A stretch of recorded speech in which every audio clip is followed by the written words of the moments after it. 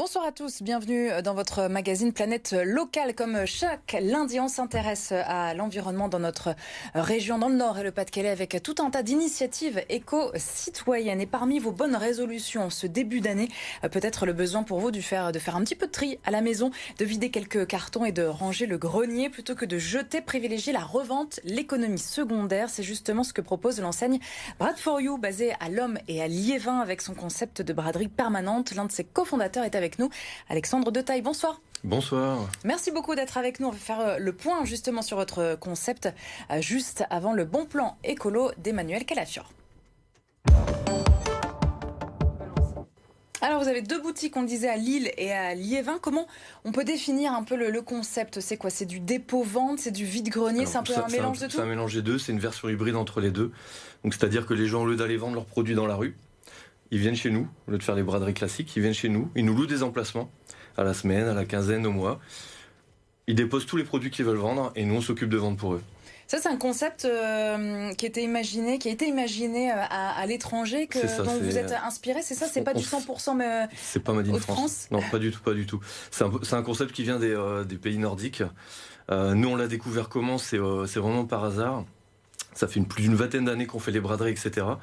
Et mon épouse étant dans la grande distribution, moi également, on s'est dit on aimerait développer ce concept-là. Et on a vu un reportage il y a 4-5 ans sur le premier qui est ouvert en France, en Bretagne. Et on s'est dit pourquoi pas nous. Parce que ça marchait bien, justement. Ça marchait très bien et nous on est à fond dans les braderies, on adore ça. On chine tous les week-ends et on faisait les braderies également. Parce que chez nous, c'est quand même assez traditionnel, non? C'est quand même bien de chez nous, justement, ouais. les braderies, les vides-greniers, le dimanche après-midi, même quand il pleut, il fait pas très beau. Voilà, c'est quand même traditionnel chez nous. Donc, Nous, ce qu'on a voulu, c'est être complémentaire aux braderies. On concurrence pas du tout les braderies. On est là pour que les gens puissent vendre leurs produits facilement, sans contrainte. C'est-à-dire le matin, quand vous faites une braderie de rue, vous êtes dehors, il peut pleuvoir, il faut charger la voiture, il faut décharger, il faut remettre dans la voiture, on remet dans le grenier. Nous, ce qu'on voulait, c'était vraiment que les gens puissent venir, poser les produits. Tout au long de leur location, ils peuvent revenir déposer des produits. Il n'y a pas de limite. Vous prenez un mois, vous venez tous les jours, vous mettez vos produits. Et nous, vraiment, on gère vraiment ça de A à Z. C'est pour vous une façon de participer aussi à une consommation un peu différente, exactement, à une économie autre, du coup, économie circulaire? Nous, ce qu'on voulait vraiment, c'était... nous, déjà, depuis des années, on habille les enfants avec des habits de seconde main. On prend des jouets de seconde main pour les enfants. Ça nous permet, déjà au niveau du budget, d'avoir des produits quasi neufs pour presque rien financièrement. Les habits des enfants, pareil. Et après, d'autres articles comme la vaisselle... un vélo ou des bricoles comme ça, on chine énormément pour ces produits-là. Vous avez l'impression que on est moins dans la surconsommation qu'on peut voir depuis quelques années. Ouais. Quel profil de clients viennent chez vous? On a vraiment de tout. On peut avoir le petit gamin qui vient parce qu'il cherche un jeu vidéo, ou le papa qui est vraiment un gamer fou qui cherche des jeux du rétro gaming. On a les personnes qui veulent s'habiller un peu vintage, on a les personnes qui n'ont pas forcément les moyens, qui cherchent à avoir des produits pas chers, de qualité. Oui, ça vaut le coup ou pas côté prix? Est-ce que vous avez des exemples? Là, on a des produits là, en ce moment sur le magasin de l'Homme. Je l'ai vu parce que on l'a vu ça ce matin. On a un déposant qui est venu nous déposer des produits de marque, de très grandes marques. On a du Gastra, Ralph Lauren, à 1 € le vêtement. Donc c'est vraiment pas cher du tout. Donc on essaie vraiment de favoriser l'économie secondaire en poussant nos déposants à ramener des produits de qualité. Et n'importe qui peut déposer. Moi, par exemple, je fais mon tri, ce que je disais en intro. Je fais un peu mon tri, mon ménage de printemps, comme on dit, dans le grenier. Je peux vous ramener, m'inscrire. Voilà, c'est ça. Et on paye une petite location. La première chose à faire, c'est venir nous voir. On a un contrat à vous faire remplir. On a un registre de police. Enfin, il y en a énormément de choses à remplir, nous, en interne. Donc, on vient, pièce d'identité, etc. On vous choisit un stand. Donc, on a soit les stands classiques avec 3 tablettes. Donc ça fait un petit peu moins de 2 mètres carrés. On a des stands dressing si vous avez que des vêtements à vendre. Oui. Donc voilà, vous remplissez Et en moyenne, ça coûte combien le stand alors de 2 mètres? Le stand chez nous, c'est 12 € la semaine, 30 € les 3 semaines ou 35 € pour 4 semaines. Peu importe les stands, sauf les grands dressings. On a des très grands dressings qu'on a mis en place sur Liévin. Parce qu'on se rend compte que les vêtements, c'est vraiment... Oui, qu'est-ce qui cartonne justement? Les vêtements, on vend entre 1500 et 2000 vêtements par mois. On vend beaucoup les jouets. énormément de jouets. Là, on a fait Noël, une foire au Playmobil, etc. Ça a cartonné. Pour Noël, ça a vraiment bien marché. Les jouets, on vend des pop aussi, parce qu'on a un revendeur de pop qui vient, les petites figurines pop, les figurines de plomb, donc de la seconde main. On a aussi quelques petits produits neufs. Des livres qui nous permettent, aussi un petit peu, les livres, énormément de livres, les vinyles, les DVD, enfin tout ce que vous pouvez retrouver sur une braderie, ça cartonne. Et vous y retrouvez comment? Vous prenez une marge du coup, j'imagine? On prend 25% de commission sur ce que vous vendez. Voilà. C'est aussi simple que ça. C'est vous qui choisissez les tarifs. Vous allez sur notre... Donc voilà, vous avez rempli votre contrat. Vous rentrez chez vous, préparez vos articles. On a un site internet. Vous allez sur bradforyou.fr. Vous renseignez les produits que vous voulez vendre avec les prix. Automatiquement, la commission est inscrite dessus. Donc vous savez exactement ce que vous avez gagné. Vous validez. Instantanément, on reçoit votre demande. On imprime vos étiquettes. Vous venez étiqueter vos produits. Vous mettez dans votre stand. Et puis c'est tout. Est-ce que vous avez d'autres boutiques à venir sur notre territoire? On disait 2 pour l'instant à Lomme et Liévin. On a un projet d'ouvrir une 3e boutique cette année si la situation, le contexte sanitaire, vous savez pas encore trop. Nord ou Pas-de-Calais ou... On a des vues sur une grande ville dans le Nord et dans le Pas-de-Calais aussi, ouais. Parce que vous avez des contraintes justement, ça prend du temps. Quelles sont ces contraintes? La plus grosse contrainte, c'est vraiment de trouver un local en adéquation avec ce qu'on recherche. Qui vous correspond. Voilà, nous on veut pas avoir un grand bâtiment, on préfère rester plus petit, donc c'est maximum 500 mètres carrés, pour avoir un contact un peu plus proche des gens. On veut garder l'esprit braderie. On veut pas que ce soit l'usine où les gens arrivent et on les appelle par leur numéro. Là, vraiment, on connaît bien les déposants. On les chouchoute un petit peu. Ils sont contents comme ça. Les clients, pareil. Ça tourne bien comme ça. C'est des clients fidèles, du coup, qui reviennent. Très fidèles, ouais. Des habitués. Ouais.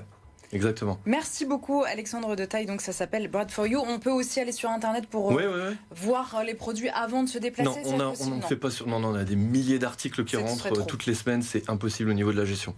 On a le Facebook, on met régulièrement les nouveautés sur le Facebook de Brad for You Lomme et celui de Brad for You Liévin également.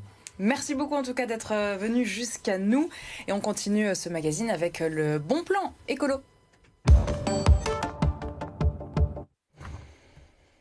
Et c'est Emmanuel Calafiore qui nous a rejoint pour ce tout premier Planète Locale de cette année 2022. Bonsoir Emmanuel, ça va bien? Bonsoir Marie, ça va bien? Bonne année. Bonne année à toutes et à tous. Bonne année à tout le monde, évidemment. On reste dans le commerce avec des monnaies locales complémentaires. Ce soir, Emmanuel, elle devrait connaître un développement important chez nous cette année. Alors, un développement important, mais alors je rassure tout de suite, on fête les 20 ans de l'euro. Loin de moi l'idée de vous faire abandonner l'euro et de les mettre à la poubelle.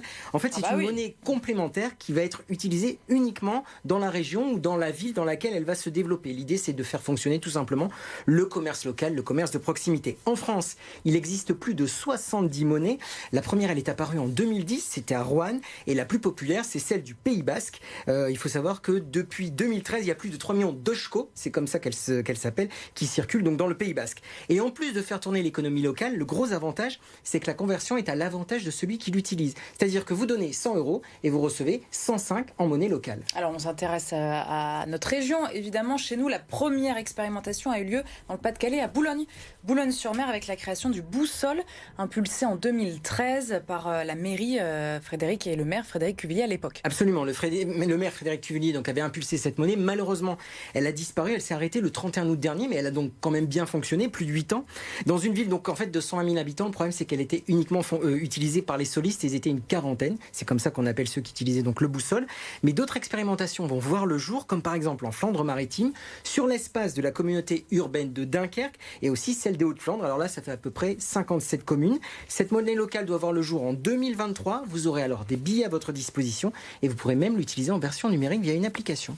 Et est-ce qu'on connaît le nom de cette future monnaie? Parce que souvent, c'est ça, c'est assez original. C'est assez original et comme c'est original, Marie, vous allez pouvoir choisir le nom de cette monnaie justement puisque l'association Monnaie Locale Flandre-Maritime lance ce qu'on appelle une campagne citoyenne pour voter pour le nom de cette future monnaie. Et puis dans la mêle, 2 monnaies locales vont aussi être envisagées, une à destination des entreprises via ce qu'on appelle une chambre de compensation. En fait, c'est simple. Il y a 3 entreprises. L'entreprise A a des dettes vis-à-vis de l'entreprise B, la B a des dettes vis-à-vis de l'entreprise C. Eh bien, c'est tout simple. La dette de l'entreprise A, qu'a l'entreprise B, c'est l'entreprise A qui va la payer pour l'entreprise C. Tout simplement, en fait. Ça permet de ne pas passer par une banque, c'est plus simple. Et puis, il y aura bien sûr en parallèle une monnaie pour les citoyens qui va avoir le jour donc dans la mêle. Vous seriez prêt, vous, Emmanuel, à tenter l'expérience pour les petits achats du quotidien? Oui, ça peut être très intéressant parce que ça renforce l'idée du commerce local et de la proximité locale. On est toujours dans l'économie circulaire, donc on est toujours au contact des gens. Mais on veut y gagner un petit peu. On veut y gagner un petit peu. Donc, justement, en tant que consommateur, on y gagne avec ces 5 petits pourcents de plus. Et pourquoi pas, je sais pas, il faudrait voir si par exemple chez vous, ça pourrait être envisageable. Ça serait compliqué d'avoir 2 caisses. Ouais, ça peut être super, comme vous dites, point de vue local. 2, 3, 5 euros, 10 euros. Des petites monnaies, mais après, ça nous oblige à avoir 2 caisses différentes. Vous fonctionnez beaucoup par CB, vous? C'est beaucoup la carte bleue. Et on a aussi, on a mis en place ça il y a un an, au niveau de nos déposants, tout ce qui gagne avec la revente de leurs produits dans le magasin, on peut acheter directement avec la cagnotte.